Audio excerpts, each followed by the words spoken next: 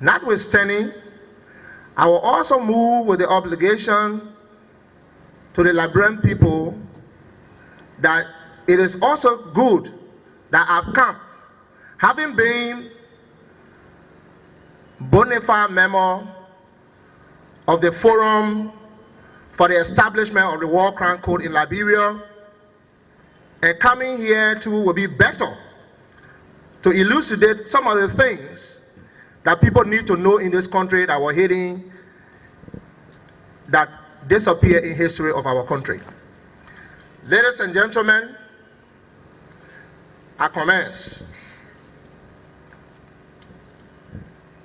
Presentation by Boy Blake Aju Boy, former spokesman for the Movement for Democracy in Liberia at the TRC Institutional and Thematic Hearing of the Truth and Reconciliation Commission, Centennial Memorial Pavilion.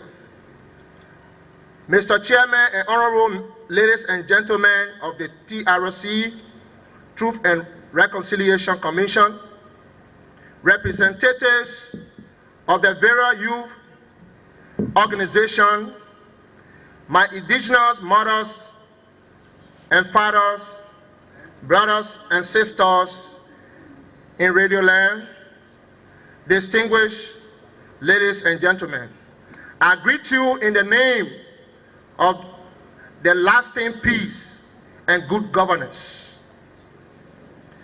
I am certainly delighted and privileged to be allowed to participate in the Truth and Reconciliation Thematic Hearing today. Before introducing myself, who I am, and to elucidate the role I have played in the Liberian crisis, my experiences and encounters since 1979 to 2003. I must sincerely say from my heart,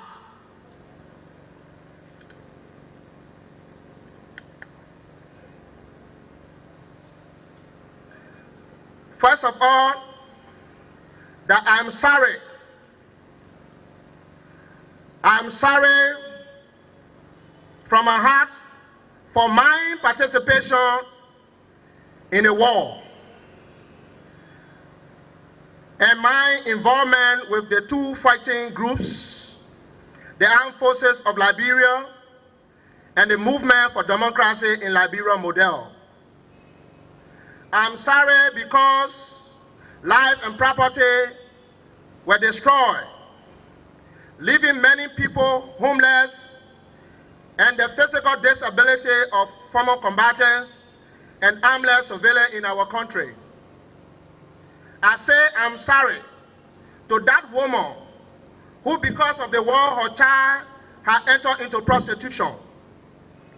I say I'm sorry to that money man or woman who, because of the war, had become poor, and the poor became rich overnight at the expense of the innocent blood. I say I'm sorry for that business entity, which because of the war came down to nothing. I say I'm sorry to that family indifferences, town and quarters disputes, and inter-tribal conflicts our country have made, our war has made the country to suffer.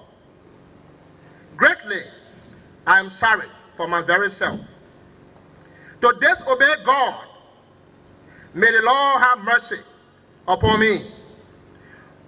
For I was called to ministry to minister in the church, trained as a pastor, and awarded certificate and diploma from the Morovia Bible Training Center, MBTC, and also ordained by Bishop Everly S. Mansour of the Everlasting Salvation Ministry International Incorporated, based in Holland and France.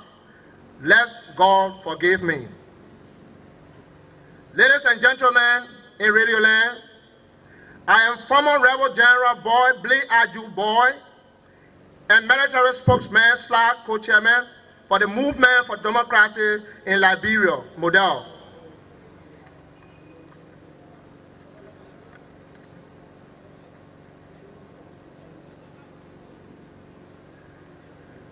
I am also a field grade officer of the Armed Forces of Liberia, a former Allied Force commander of the Executive Marching Guard Battalion, a former military aide to the Army Chief of Staff, a former planning and training officer of the 7th Battalion AFL, commonly known as Airborne Battalion, a former executive officer of the 4th Infantry Battalion Armed Forces of Liberia, a military aide to the 6-man council, especially Desktop Tire Detail, a former chaplain of the Armed Forces of Liberia, chaplaincy, a former member of the 27-member Presidential Commission for the formulation of guidelines and policy for the restructuring and formation of the new army.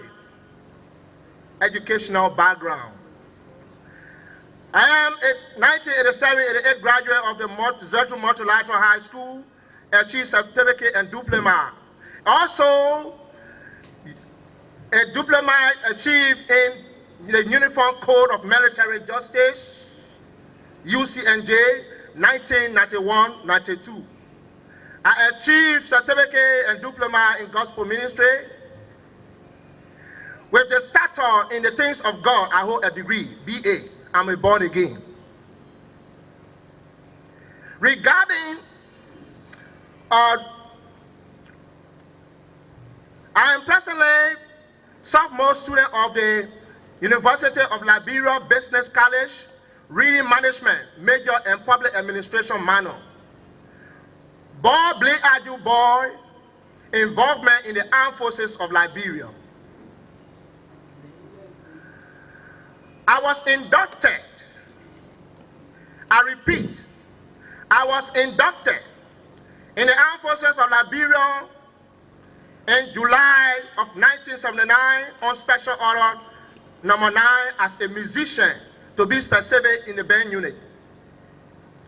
By which time, my late father, Captain Boy Bebo, was assigned with the late President William Arotoba as a special attendant.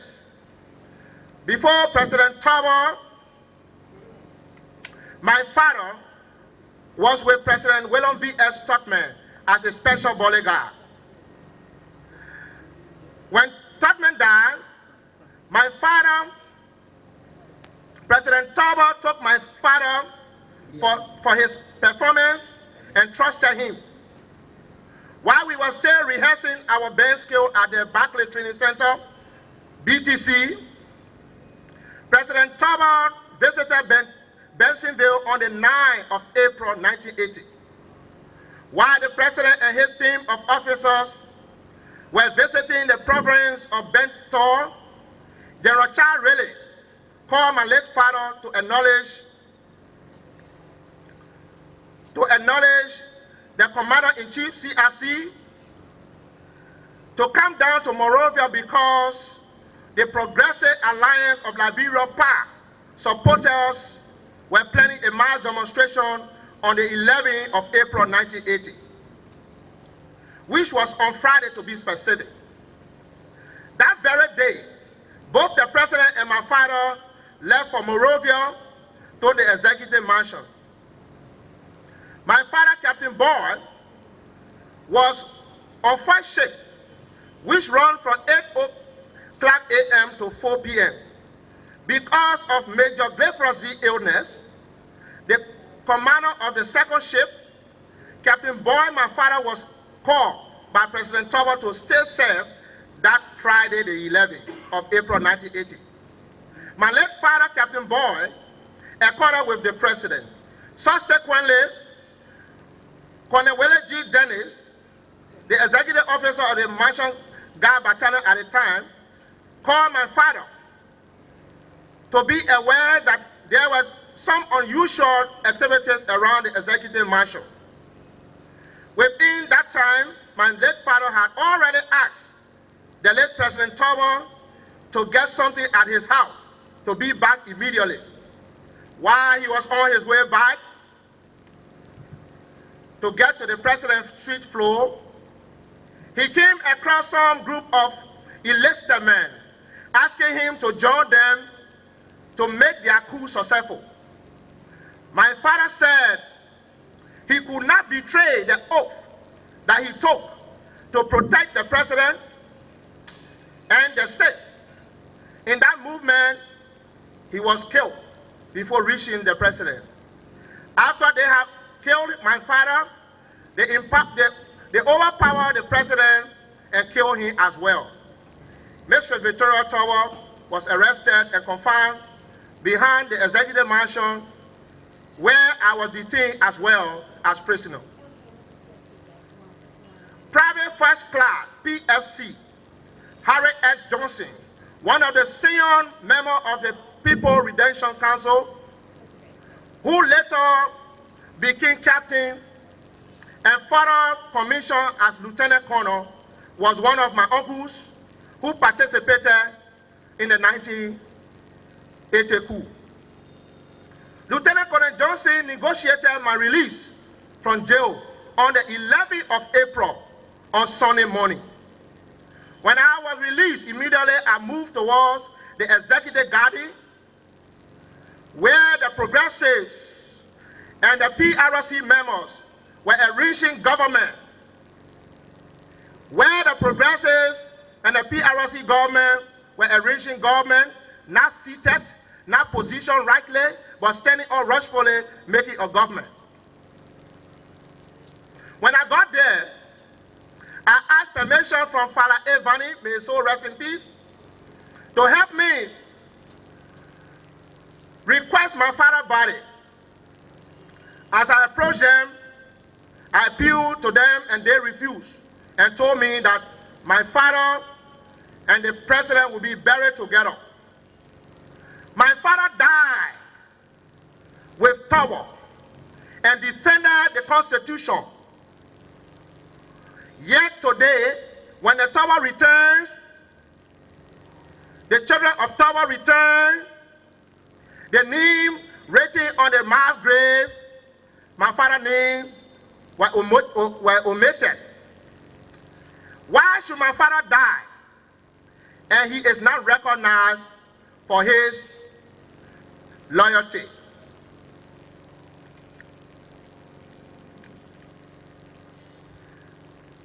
Nani go say, and I quote, "If no one recognizes me to comfort me, I will comfort myself by jumping helter-skelter and waving my peaceful tail to whosoever that is around that will make me happy. If my father had defended this country and died with Tobo, put his neck on the chopping block and he was killed with Tobo, while the Tobo returned and the mass grave, those who were not killed together, even A.B. Tobo, who was not killed on that very day, his name was written. A.B. Tobo was killed and buried at Camp Shuffling, and now my father, who was buried with Tobo, his name was not written on such a scroll. Ladies and gentlemen of the TRC, in memory of my father, I raise his photo to this nation and the listening public. May his soul rest in peace, and let peace reign in Liberia that us all will enjoy.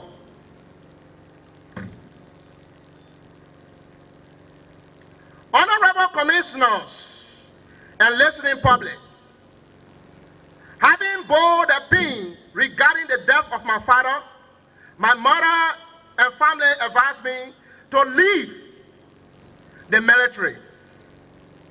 I left the armed forces of Liberia during the early days of the coup.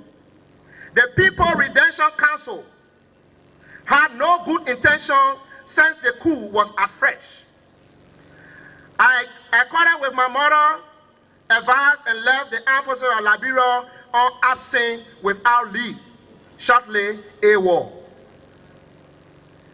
Lieutenant Colonel Harry S. Johnson of the People Redemption Council told me to live with him and go to school. That year, I attended the Pinville Community School, PCS.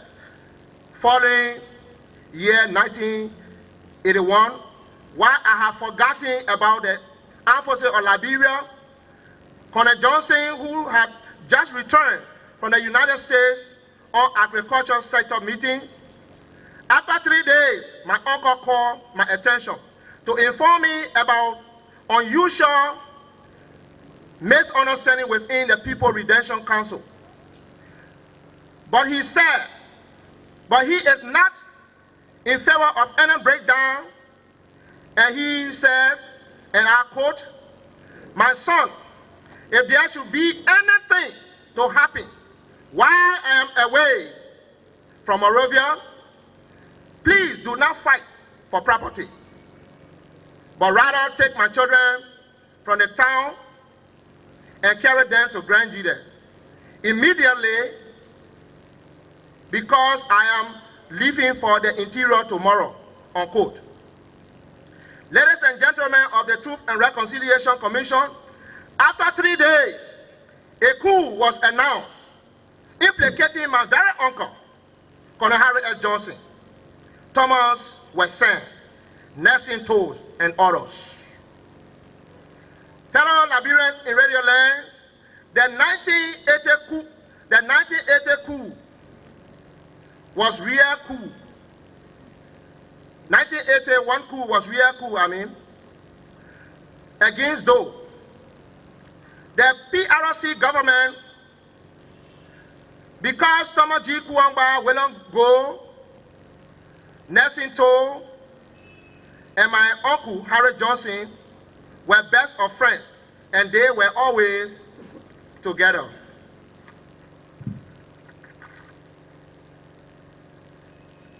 The coup in question, the late General Thomas G. Kuwamba was seriously involved. This was the reason why he rushfully recommended their execution as to prevent the disclosure of his involvement in the Western coup. Therefore, the due process of law was not given to them. In this coup, since indeed I was like a godson to Thomas G. Kuwamba, and Colonel Harry S. Johnson was my uncle, I was also arrested as well, beaten, and was taken to the Dupo River bank and given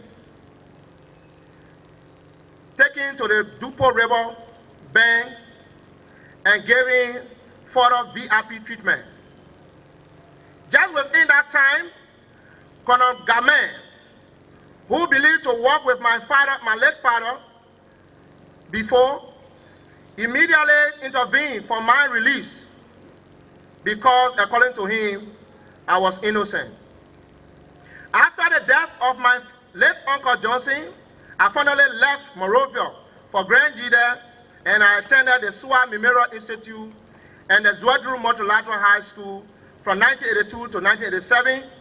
During 1988 to 89, security information reached President Doe that there were people around planning to bring war.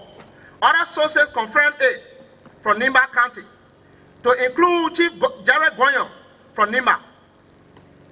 Information also disclosed that Second Lieutenant Prince Y. Johnson and others were ranking officers. A committee was instituted to investigate and submit a comprehensive report and recommendations. The committee headed by former Internal Affairs Minister, the late Honorable Edward Como Sako. The committee told the Liberian people that Chief Goyon and others were confusion makers. Therefore, the information given was false and misleading, that Mbadians were nowhere planning to unseat the Doe's government. Therefore, the committee recommended that Goyon should be arrested and jailed for lying. In Liberia, as we know, lying is a sport. Fortunately for Chief Goyen, on December 24, 1989, Second Lieutenant Prince Yelu Johnson and his men attacked Liberia through the Butuo Bolo, which began the battle music of our 14-year war. When Butuo incident occurred, the president immediately, when the Butuo incidents reached the president, immediately the General and Special Staff met and advised the president to recall all the old soldiers, be it retired soldier or absent without leave, AWOL, in the past to help combat the situation. The Liberian Constitution under Article 85 of our organic law empowers the president to institute and increase the strength of the army in case of conflict. The Constitution empowers the president to raise the strength of the army and defend the country in any civil unrest. Regarding my own status, when I joined the army as Bembo, I did not take any basic training before leaving the army or AWOL. After the brutal death of my father, before the war, AFL was approximately 6,000. Therefore, to equip myself for better combat, I took the opportunity to be retrained this time. Subsequently, I formed part of the 2,500 men approved by the national legislature to be retrained and combat the rebels. After more than 90 days of training, another group of university students and some prominent citizens, about 1,000 plus, men asked the government that they would help contain the situation. Their voluntary services without training was led by the late Colonel James Bonru, who was lastly killed for no reason by Minister Daniel Chie, General Bemba Wakona, and President Charles Taylor on September 20, 1998 on Sunday night.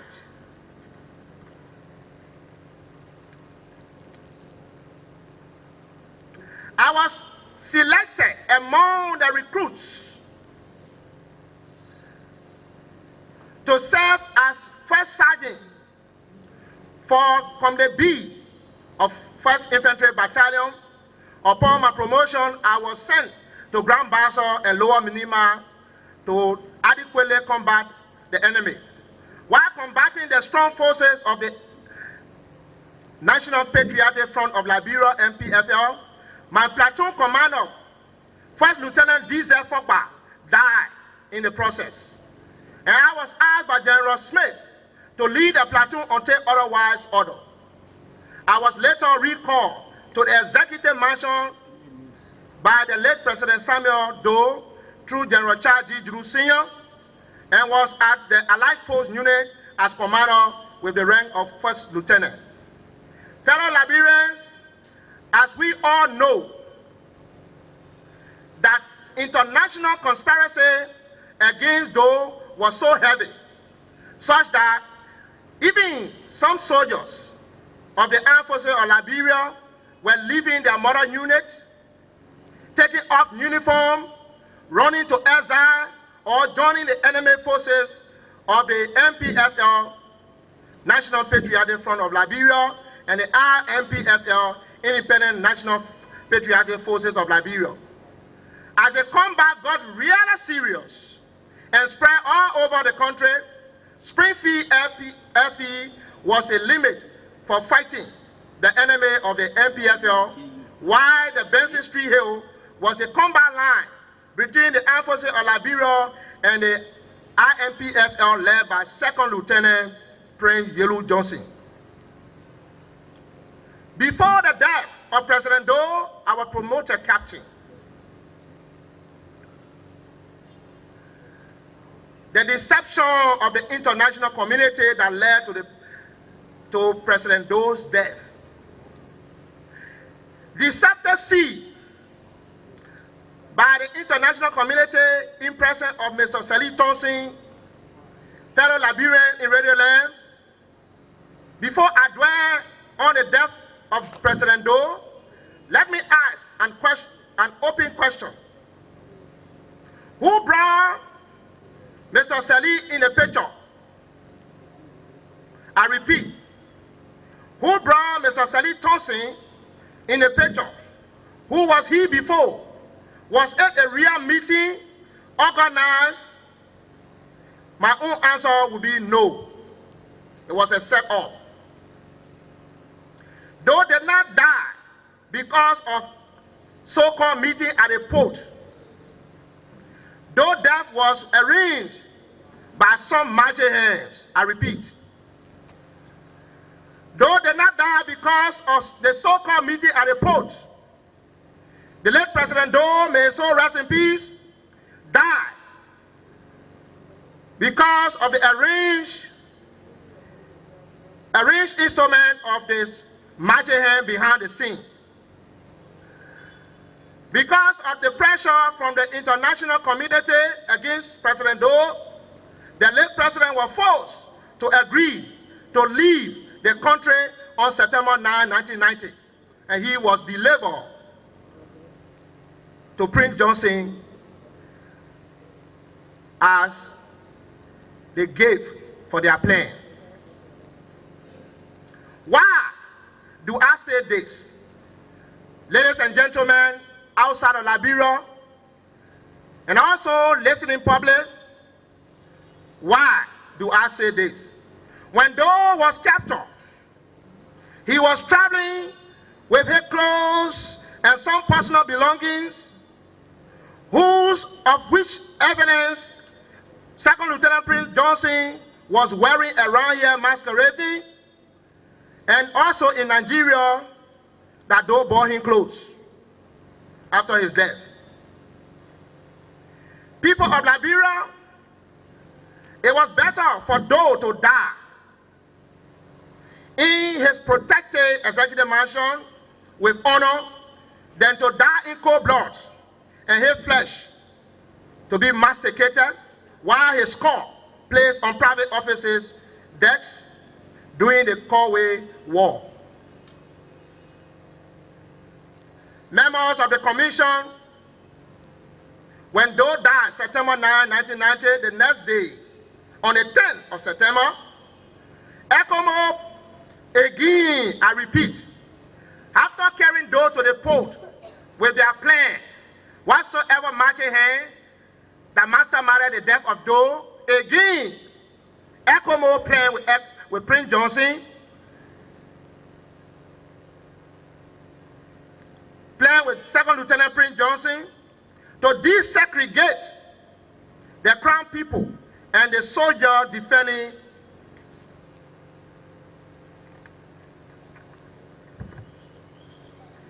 the Constitution.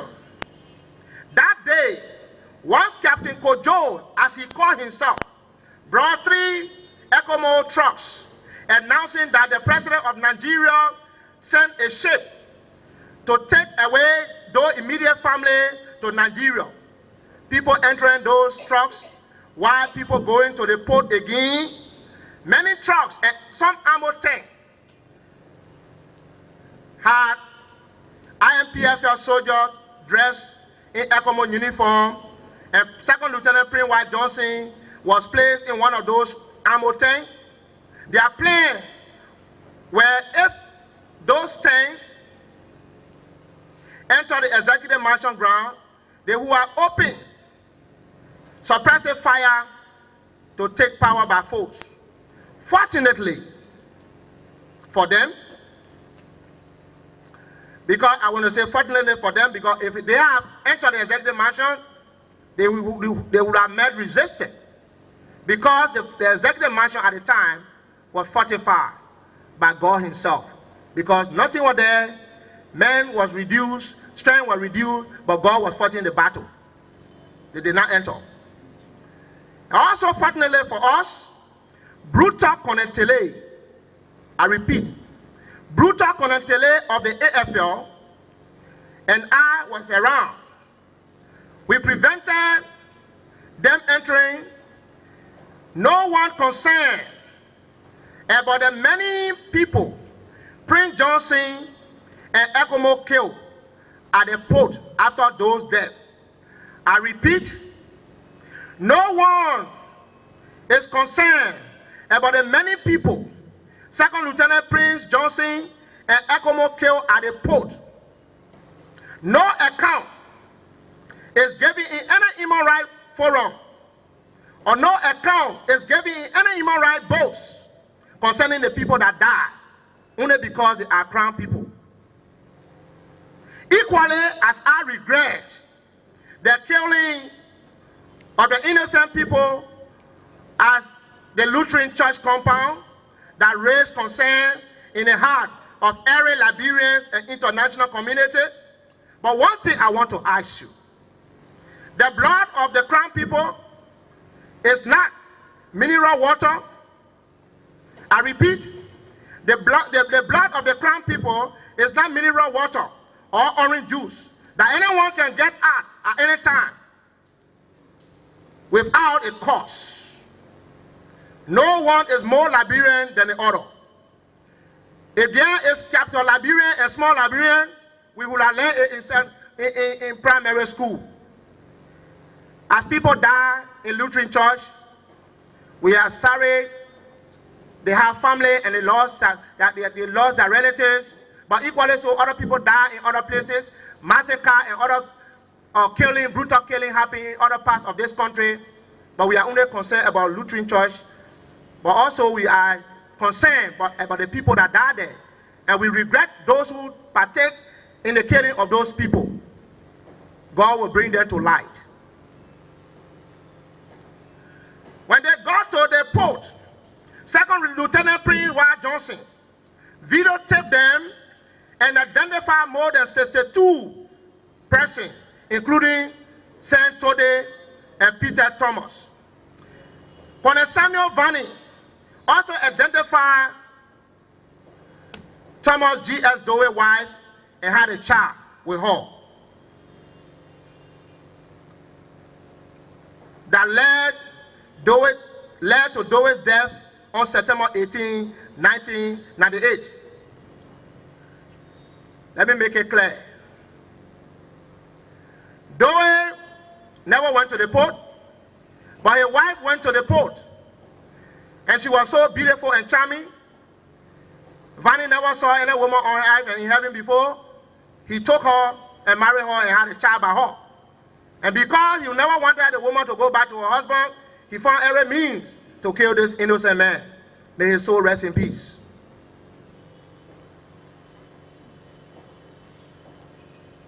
At the same time Doe died, Jim Bonru and Lieutenant Colonel Omisu Seri were also killed that same night. May their soul also rest in peace. Interim Military Council. After Doe died, there was a council that wanted to dish out something. Because the place was free, anybody could take the day. General David Q. Nimler of the Interim Military Council failed to negotiate and convene the ECWA leaders to hold on until early election. They pressured him to leave so that the IGNU could arrive. He left and General Ezekiah Bowen took over from General Nimler. Origin of the armed forces of Liberia: disrespect and political disgrace. I repeat, The origin of the armed forces of Liberia, disrespect, and political disgrace. ECOWAS meetings arranged in Banjul, AFL, the Armed Forces of Liberia, sent a delegation headed by Lieutenant General J. Ezekiah Bowen. General Bowen traded the Armed Forces of Liberia. General Bowen gambled the Armed Forces of Liberia. General Bowen sold the Armed Forces of Liberia feature and suffered the Armed Forces of Liberia to become a fashion today.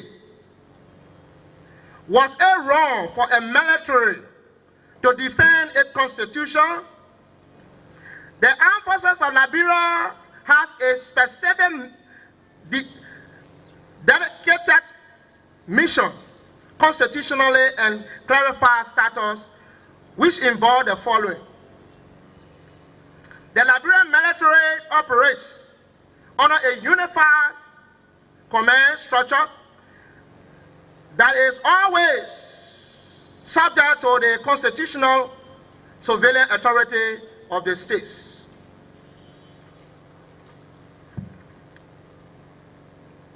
The role of the Liberian military shall be to defend and protect the people of Liberia and the sovereignty of the nation against internal military aggression. 3. The Liberian military should be an institution for training young citizens and including a culture of discipline within the society. 4.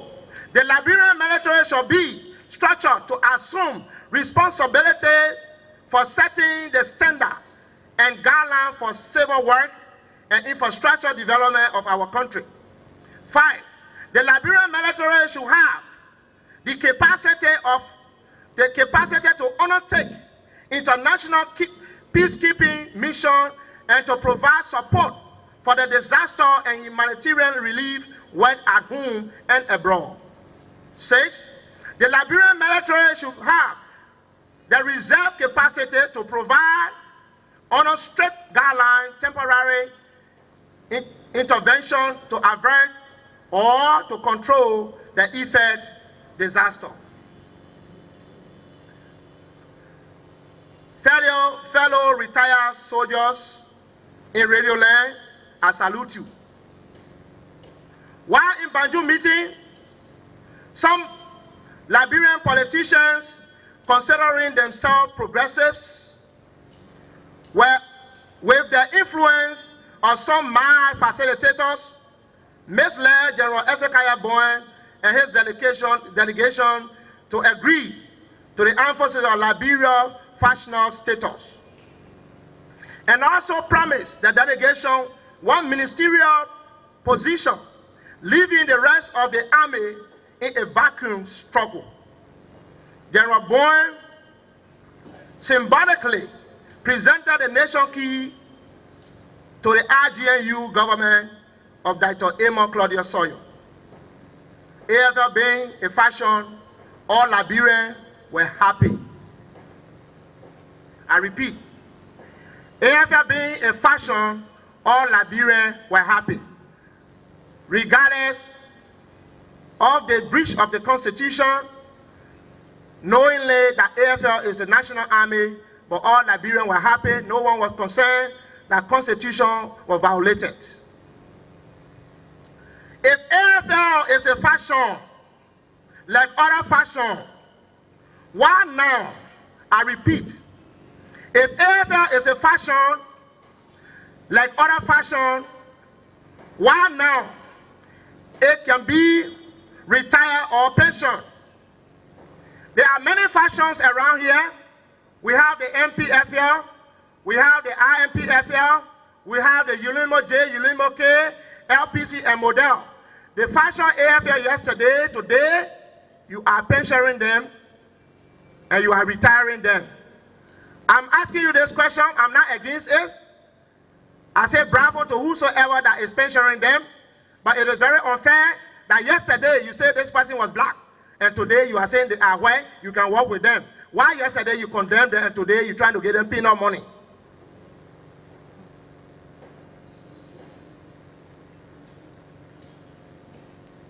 Liberian, how wicked we are to help one group of people for nothing. Before the war, AFL has approximately 6,000 men. 1990, 2,500 men were recruited and trained. The same 1990, some 1,000 plus civilians were received to help the government without training. After the election that brought President Taylor to power, President Taylor, came with some of his men whose account I am unable to adequately spread on record. The redocumentation and demobilization was very dull and unprofessional, such that the army still maintained more than 14,000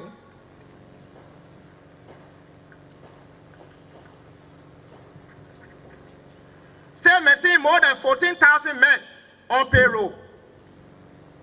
There are some good soldiers who deserve what they are getting today.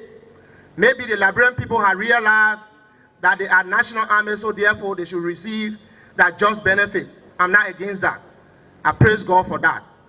But why yesterday they were kicked out and today you are trying to recognize them, openly appeal to them that you wrong them.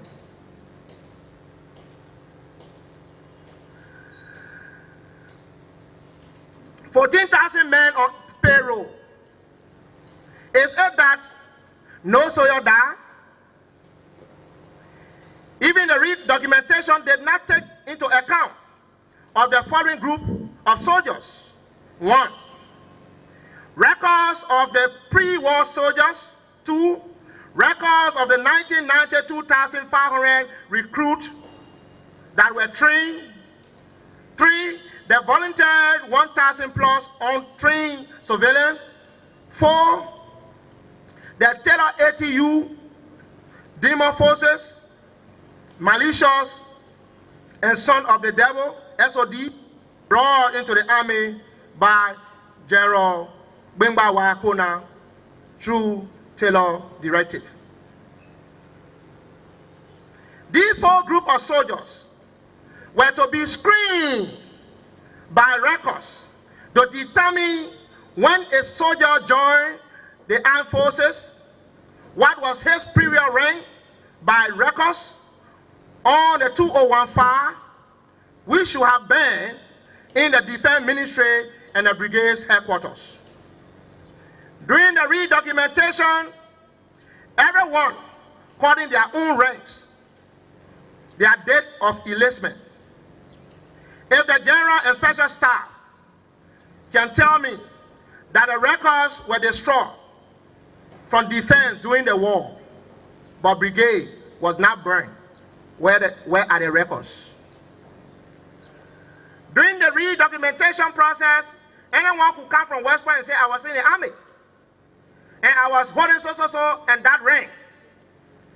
Normally, a professional army records supposed to be intact on data. When we say that during the war, the document was destroyed, but those who were around here from 1990 to present, brigade headquarters were never born. Why should people come from Ken Johnson Road, Clarendon, and Blackback to come and enlist themselves and say, I was in the army? Presently now, other people who never took training in the army, they are still in the army because of the dull process of the redocumentation.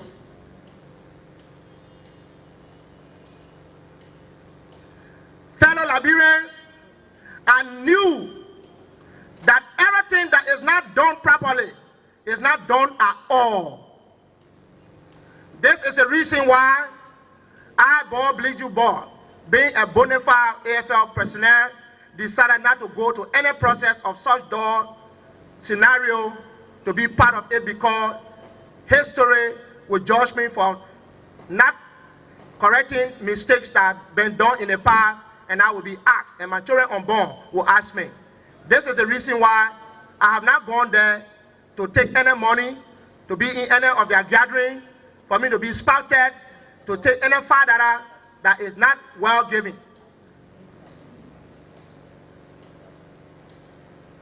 This is my reason. I have not been part of the AFL gathering anywhere to receive my own share of money in the door process. Clarification on the Armed Forces of Liberia Runaway Chief of Staff, Lieutenant General Henry S. Duba. There are a lot of things that retired general said in his testimony that we chose to clarify equally as a soldier. There's a saying that says once a soldier is always a soldier, old soldier never die. If the dead cannot speak, why should we lie to the Truth and Reconciliation Commission? That President Doe wanted to kill General Duba. This is the reason why he left the army in war. I repeat, that President Doe wanted to kill Duba. This is the reason why he left the army in war and violated Article 85 of the Uniform Code of Military Justice, UCMJ. This is an open question. General Duba was always one of those decision makers in those government. Every bad thing that Doe did, people perceive him of doing. General Duba was part of it. And every good thing that Doe did, that people praise him for, General Duba should receive plus of it. Why should he deceive the Liberian people and the Truth and Reconciliation Commission?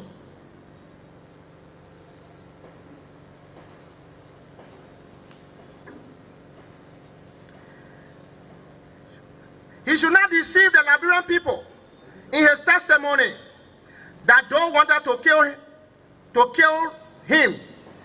This is why he decided to go, and he also advised Doe, and Doe did not listen to him. The fish began to get rotten from the head.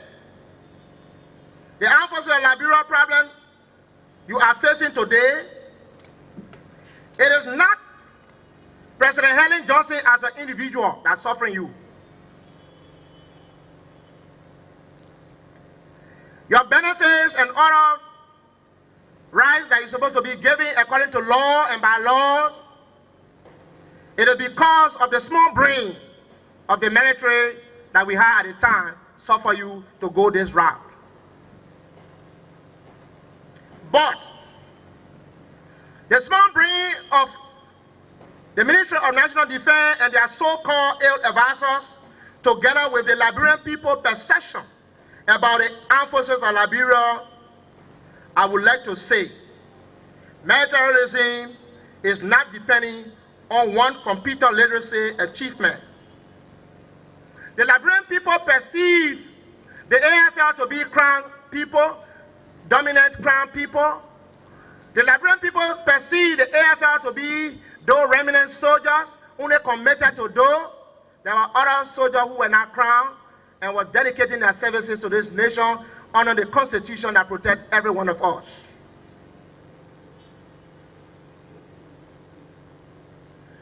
Today, there are many people around here masquerading, bluffing. I'm from West Point. I took training in West Point.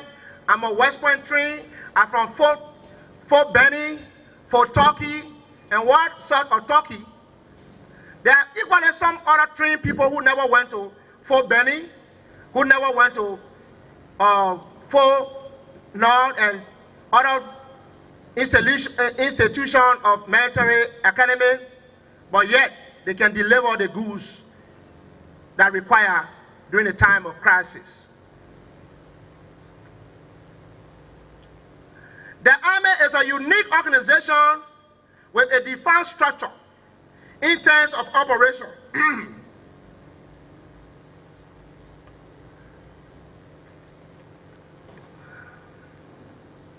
in terms of operation and achievement according to FM 22-10, Chapter 7. There are series of wars Liberians suffer in this country, and the historian did not give proper account about them because our forefathers were blind. Liberians participated in war in this country. There are other Liberians that was conscripted to fight and help government. There was nothing done for them because they never had people to advocate on their behalf. Our parents were blind and they did not go to school. They were used to be called Noko.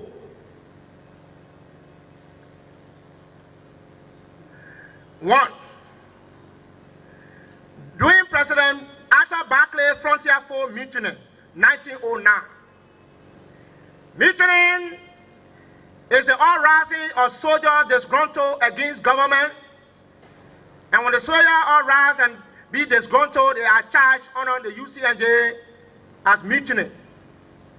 It is equally level with the seditional charge. And in that time, people were conscripted into the army and they fought that struggle. Even during President Howard, 1916, Crew rebellion. Those days, our forefathers told us the government at the time forcing our people out of their way because they have power. So the Crew people rebelled against the government. In 1916, people were conscripted into the army, but no benefit was given them, but some of them yet remain in the army. During President Charles D.B. King, in 1931, there comes the Southern War. People also participated. Our forefathers also participated in those wars. Nothing was done. During the 1960s, Frontier Force participation in the Congo civil crisis, because of dissatisfaction in this country. This is the reason why our war has prolonged until 14 years. Thank God for election that God has given us democratically elected government. Mr. Chairman and members of the Truth and Reconciliation Commission, Liberian in Radio Land, to say the truth, I was honestly arrested and sentenced to jail for my involvement in the 1994 October 14 General Charles Drew military takeover at the Vacuum Executive Mansion. I did not plan with him, but I have my reasons. My going to exile. 1997 President Taylor retired and demobilized 2,585 men from the armed forces of Liberia, including me, without benefit. From among the retired and demobilized soldiers, Colonel Bonru, Colonel Sedi, and I were selected to advocate on their behalf. Taylor was successful to kill two of my friends, namely Colonel Bonru and Colonel Sedi, and I went to Ivory Coast after staying in hiding for 7 months, 2 weeks. Colonel Thomas G.L. Dowie was also killed on that same night, September 20, 1998. Because of the satisfaction of the armed forces of Liberia from the RGNU treatment, ULIMO was formed.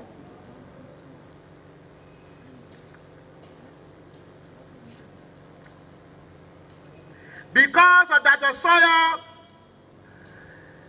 and Minister Granny Samuka fraudulent formation of BlackBerry LPC was formed. Because of the dictatorial, tyrannical, economic exploitation, tribalism, and ethnic cleansing of President Taylor's leadership, Lloyd and Model were formed. Formations of Model.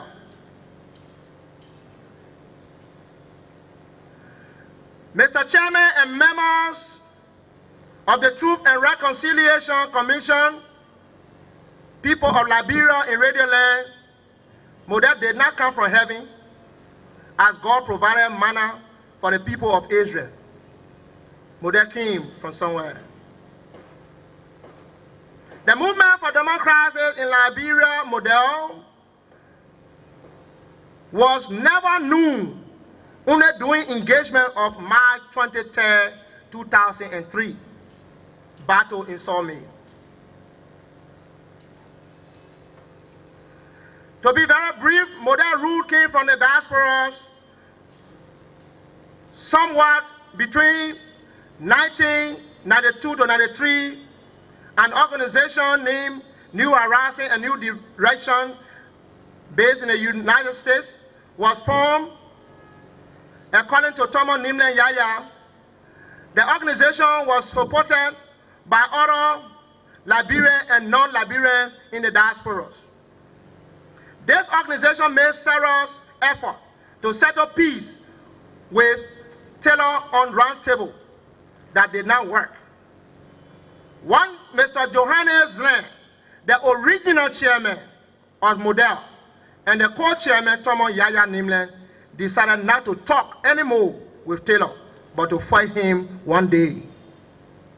Mr. Zene, who is a Guillaume from Nima County, the original chairman of Model, and other people in the diasporas began to support Thomas Nimlen Yaya in Africa to find a means of playing Taylor war music. He even used his own finances and also lost his legal relationship with his family.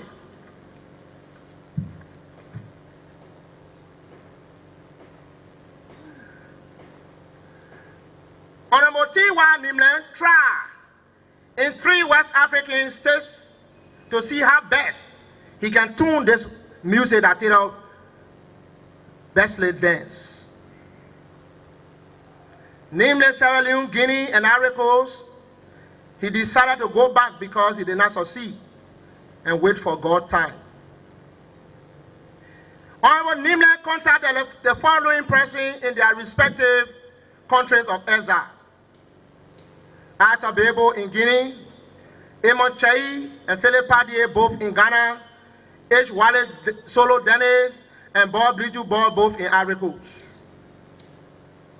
I was convinced that I would join him in the project because I was tired and wanted to come back home one day.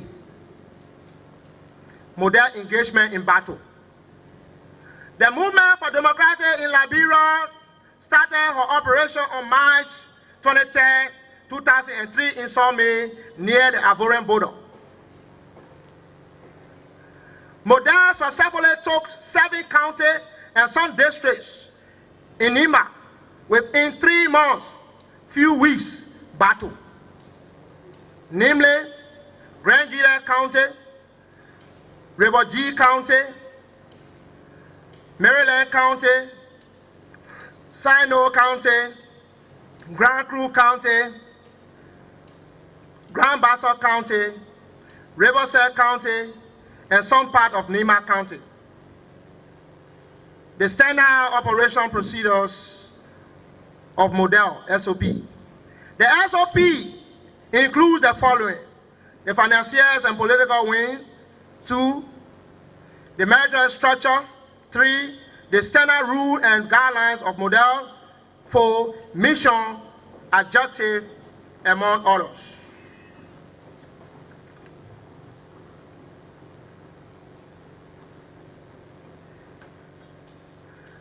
Most people consider financiers, political wing that sponsor Yahya to come to Africa to see means how to get Taylor out of this country.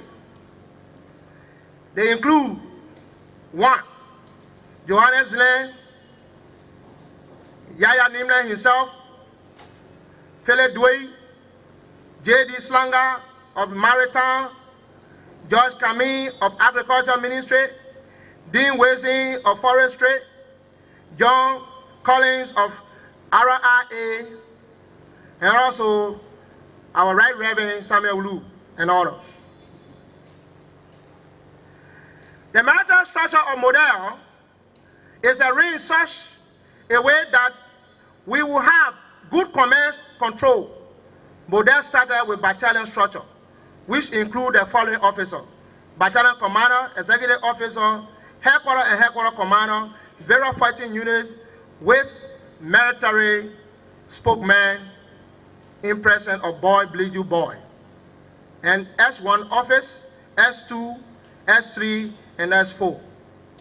The strength of Model approximately about 10,000 men. Model aim and objective. The aim and objective of Model was to fight Taylor until he see reason to resign or leave Liberia, but not to take power. Clarification on Honorable Joe Wallace's testimony. Joe Wallace and I never discussed or engaging the woman at Ghana Peace Store. Mr. Wallace is only known as Liberian source of confusion. Wallace confessed that, but he had not repented.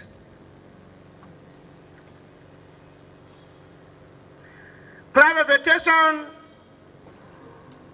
on Honorable Community Wise's testimony. Honorable Wise told the Liberian people that the Blackberry were the cause of Taylor not taking Monrovia during the auto pause. I laugh. Ha ha ha. How many were they? What kinds of training they have taken? Blackberry were only a handful of soldiers who were only trained to loot. Their Guinean orientation was demonstrated during the auto pause. It was the armed forces of Liberia strongmen that saved the day during the auto pause.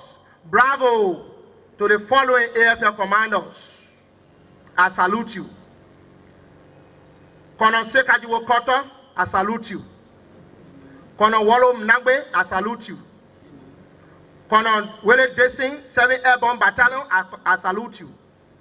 Colonel Joseph Chele, I salute you. May his soul rest in peace, J. Vinicius Fremont. Colonel Harry W. Moluba of the 4th Battalion, I salute you. And General Moses S. Wright, to include my very self, Major Boy Bleed Boy, commonly known as 220 vote. Mr. Wise and Dr. Amos Cloyer Soldier and others are answerable to the Liberian people concerning Blackberry formation. Where they take money from? At that time, Blackberry were formed. The legislature did not approve of any formation of the army. How much did they use out of Liberian coffers? Who approved of the money used to train Blackberry? And what have you? Even the Blackberry that was formed during the war is not considered as a war soldier. But 1998 soldiers that were trained and defended the Constitution before Blackberry would have been formed, and Sawyer and Brandon Samuka to land in this nation, they have been spread out in the army, and the people, children that die and suffer the war in this country have been thrown out of the army. It is fair. We need to have a change of mind and change of attitude. Liberia is too old to remain in such a condition.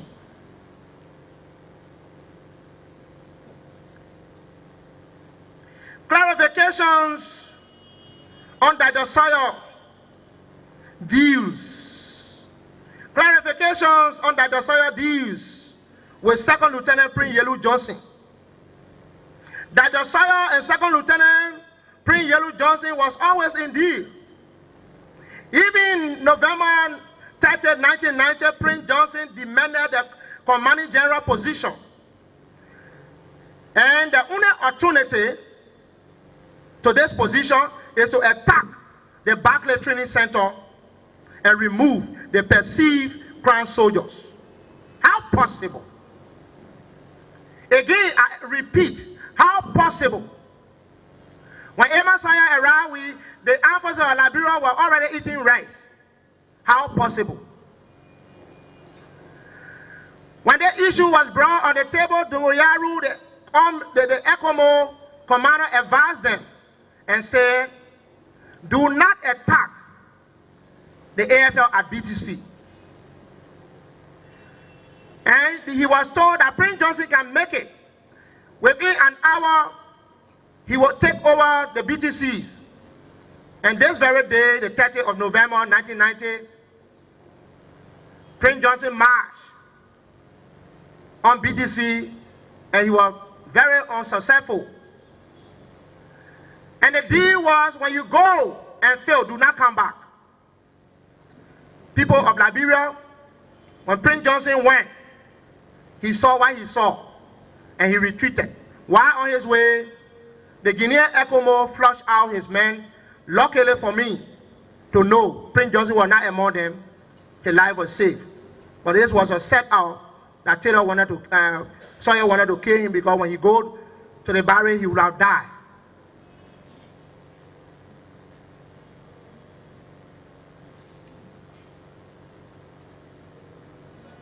"75% of his men here were killed by ECOMO on their way back."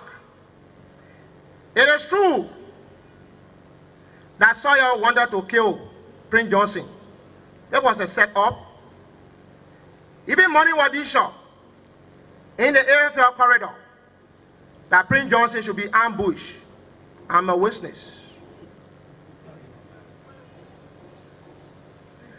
Clarification on Mayton Bly, alias Bodneke testimony.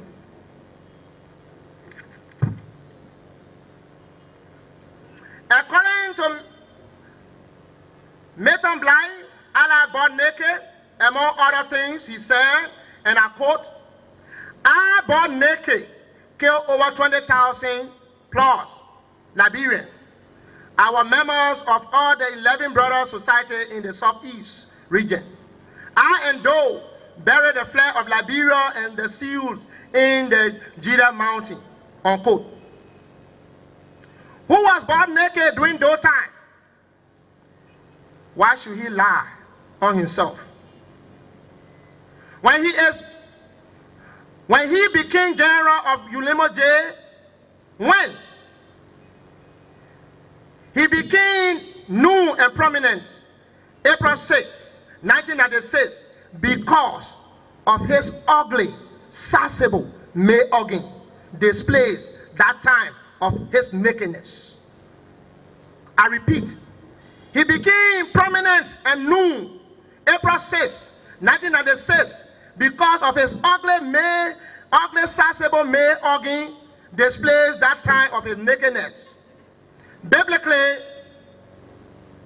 the prophets of the Bible time in Israel were told to naked themselves while in battle, and it will be very funny to the enemy, and the enemy will escape from them, and they shall win the battle. Reference in Isaiah chapter 20, verse 1 to 6. Clarification on Veteran Commission. The commission set up by the present government, led by Her Excellency Helen Johnson Sirleaf, is good with a specific mandate. But who is a veteran? Who meets the criteria of being a veteran commissioner? Can a field grade officer who is a major head a veteran commission. Presently, there is no veteran in Liberia because the whole AFL has been condemned. A veteran should be someone who is level-headed, someone who is trained, someone who is not limited to military science, someone who can deliver the goods in times of crisis, someone who can defend a constitution when push comes to shove, but not someone who is noted for Papa Diapa.